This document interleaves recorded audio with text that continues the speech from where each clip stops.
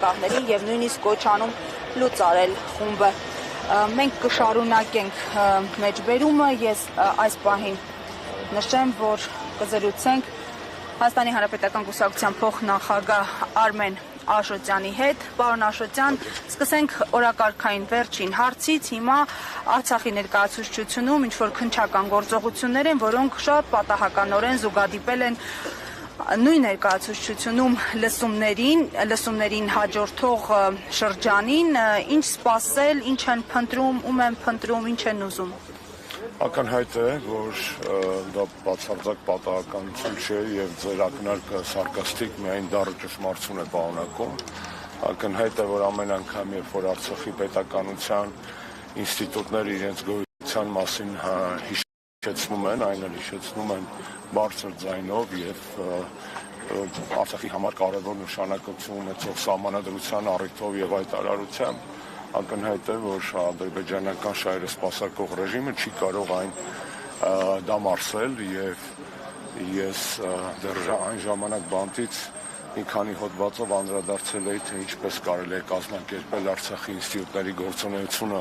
Հայաստանի տարածքում, իհարկե դրա համար պետք է ունենալ Հայաստանի լոյալ իշխանություններ, ազգային իշխանություններ, իսկ այն, որ ազգային ժողովի, Արցախի ազգային ժողովը, նախագահական ինստիտուտը, Արցախի բոլոր պետական կառույցները դրանք ազգային հարստություն են հիմա եւ Արցախի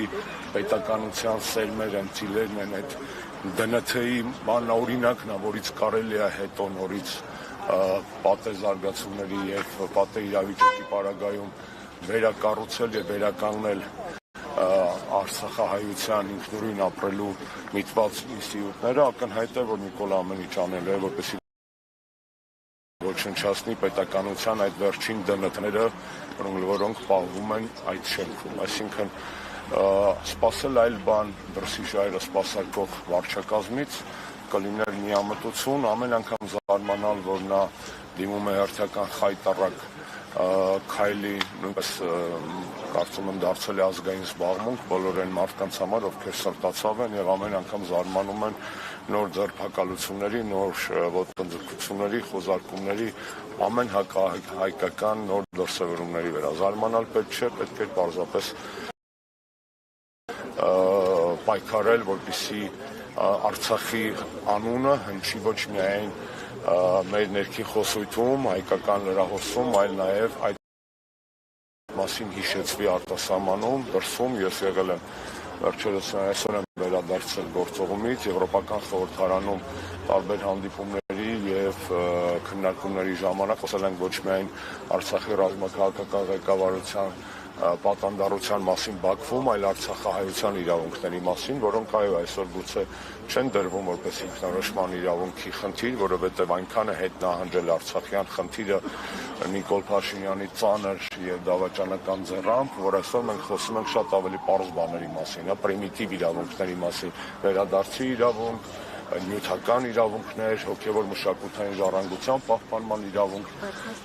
մի խոսքով դատապարտելի է, խայտառակություն է պատկերացնել այսպիսի բան Հայաստանում որևէ պարագայում, դա իհարկանում խելագարության հասցնող իրականություն է, բայց խելագարվել չի կարելի, պետք է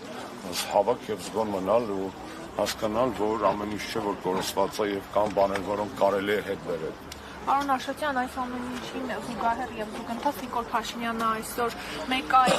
խնդրահարույց հայտարարությամբ է հանդես եկել հենց միջազգային հանրության, միջազգային մամուլի ներկայությամբ, նշելով, որ Բաքվին ուղիղ առաջարկ է անում զուգահեռաբար փակել եւ Արևմտյան Ադրբեջանի եւ Լեռնային Ղարաբաղի հայերի վերադարձի թեման, նշելով, որ ես մեր քաղաքացիների հետ զրուցել եմ, նա իրատեսական չի համարում։ Ես ներողություն եմ խնդրում ռուսերենից համար, բայց այս պարագայում ավելի դիպուկ, քան ռուսական ասացվածքներ, դժվար է ասել, Նիկոլ Փաշինյանը խառնել է խրենց պալց, բացարձակ իրար հետ կապ չունեցող հարցեր են, բոլոր դրանք են, ժամանակին խորհրդային Հայաստանում ապրող ադրբեջանցիների հետ կապված զուգահեռ հարց է Ադրբեջանի ներկայիս տարածքում ապրող հայության հարցը, Լեռնային Ղարաբաղից անկախ, որովհետև հավաքավոր հայեր են ապրել Բաքվում, Գյանջայում, Սումգայիթում եւ զուգահեռներ անցկացնել Լեռնային Ղարաբաղի հայության եւ այստեղ երբեմնի ապրած ադրբեջանցիների միջև, ու պարզապես խայտարակություն է։ Պարզ չէ, որ ինքը դա հասկանում է։ Ինքը դա հասկանում է, դա հասկանալով ասում, այսինքն նա խուրդում է կներեք բարիս համար մեր վերջին կռվանները դիվանագիտական ճակատում ամեն անգամ ոնց որ ընտանիքը կարիք ունենա ինչ-որ բանի, մերը գնա խոսքի տատու բրիլյանտի մատանին ծախի, ինչա մի կտոր հաց պետք է առնի, հիմա Նիկոլը մերը չի, ոչ մեր հերն է, այս պետության կազմաքանդողն է, ասել է այդ գանձարանին ընտանեկան եւ ամեն անգամ ինչ-որ մի բան, մեզ համար շատ կարևոր բան, ռելիկվիա, այսպես ասած, նա վաճառում է այս դեպքում նաև դիվանագիտական առումով, սա առաջի դեպքը չի, չէ, այդպեսի ճակատագրի արժանանում Հայոց ցեղասպանության միջազգային ճանաչման հարցը, այսպեսի ճակատագրի են արժանացել ժամանակին, երբ որ նա նոր էր դարձել վարչապետ 18 թվականին իր Ալիևյան շփումներից այդպիսի ճակատագրի արժանացան Վիեննայի եւ Սանկտ Պետերբուրգի պայմանավորվածությունները, այսինքն դա իր համար ձեռագիր է, ինքը չի դա վաստակել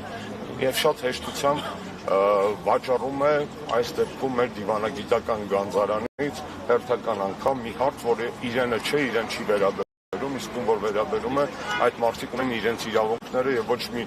Նիկոլ Փաշինյան, ոչ մի Հայաստանի վարչապետ կապ չունի, անգամ անազգանուն այստեղ չի կարող խոսել արցախահայության իրավունքների աճուրդի մասին։ Տիմնի յացիբը, այսինքն էնել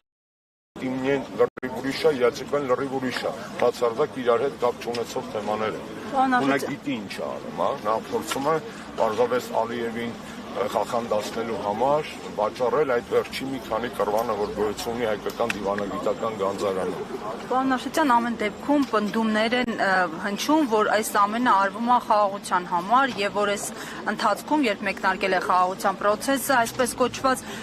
սահման կրակոց չի հնչել, թշնամու գնդակից զոհ չենք ունեցել եւ հետեւաբար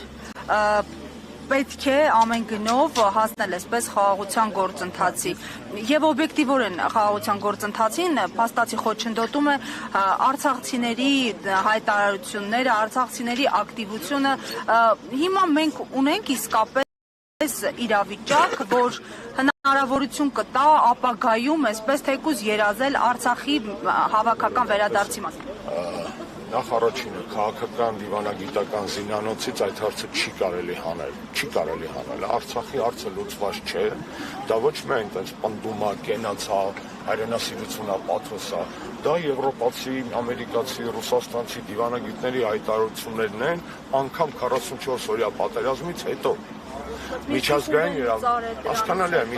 իրավունքի տեսակետից իրանք այդպիսի լուծումներ տալ չեն կարող, որովհետև այդ իրավունքները անկախտելի են, այդ իրավունքները ֆունդամենտալ են, ունիվերսալ են, եւ ինչ որ մեկի կամաճուկից կախված չեն կամ քաղաքական որոշումից։ Վատա որ Մինսկի խումբը լուծարվեց, վատա որ Նիկոլ Փաշինյանին չկարողացան կառուցել այն ժամկետում, որը թույլ կտար պահպանել եւ չգալ Ադրբեջանի հետ այդ խայտառակ կոնսենսուսի, Բայց մյուս կողմից Մինսկի խմբի չգոյությունը չի նշանակում Արցախի հարցի փակում։ Արցախի հարցը կար, Մինսկի խումբը չկար։ Չէ՞ որ Մինսկի խումբը ստեղծվել է ի արձագանք հարցի, ի արձագանք կոնֆլիկտի։ Հիմա որ Մինսկի խումբը չկա, չի նշանակում Արցախի հարցը փակվել է։ Կամ կարող է փակված համարել ոչ միջազգային իրավունքի տեսակետից, ոչ ռեալ պոլիտիկի տեսակետից այդ հարցը փակված համարվել չի կարող։ Դուք սկսեցիք ձեր հարցադրումը կներեք հիշեցնեք, որ առաջին նախադասում սահմանին կրակոց չկա։ Սահմանին կրակոց չկա միֆը կամ հեքիաթը կներես մենք 18-ին էլ ենք լսել, հիշում եք, գնաց եկավ Ալիևը Դուշանբեում Սիլիբիլիարին, եկան ասին չի կրակում ուղիղ, գիծ ենք հաստատել, նա կառուցողական է, մենք չպետք է իրար համար դիվանագիտական թակարդներ ստեղծենք, դա իր սա հայտարարություններն է 18-19 թվականին, ինչով դա ավարտվեց, վիճղարի հրեշավոր պատերազմով